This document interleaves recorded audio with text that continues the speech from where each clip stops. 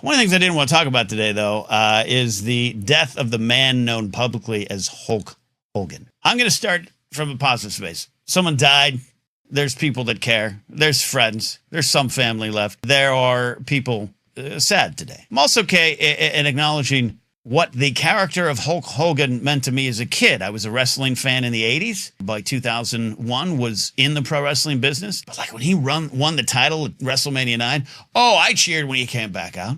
Years later, you find a little bit more of the truth of the situation. But in 1993, I was cheering. So I'm not happy that he's dead, but I will say this. The man known as Hulk Hogan to me is a lesson in not just how to lose your legacy. The death of the man known as Hulk Hogan is a lesson in how to not build your life, your career, and your legacy on being completely inauthentic. And wrestling is as fake as it comes, right? It is about branding. It is about character. And he was one of the best. But everything about him was built on lies.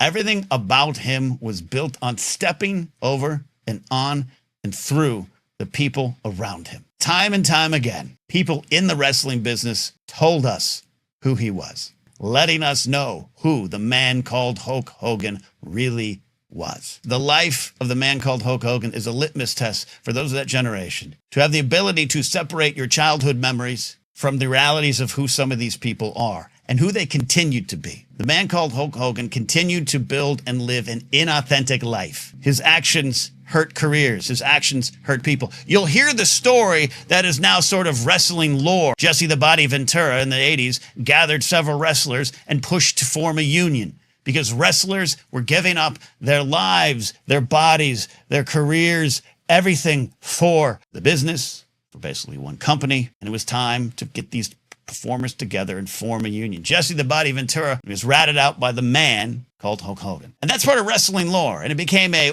did you know fact. But that act right there led to deaths. Ratting out and scabbing out a potential union in the World Wrestling Federation consolidated even more power around the booking office, more power around the corporate heads, and led to more wrestlers being thrown out onto the road 340 days a year. More wrestlers becoming addicted to painkillers. More wrestlers living a lifestyle that was unsustainable. And wrestlers died. Hulk Hogan snuffing out a potential union led to the deaths of some of the people you rooted for. I will never forgive him for that. Hulk Hogan, or the man called Hulk Hogan, and his life is a lesson on how if you build your life on lies, no one is going to miss you when you're gone. As the Iron Sheik once said, fuck the Hulk Hogan.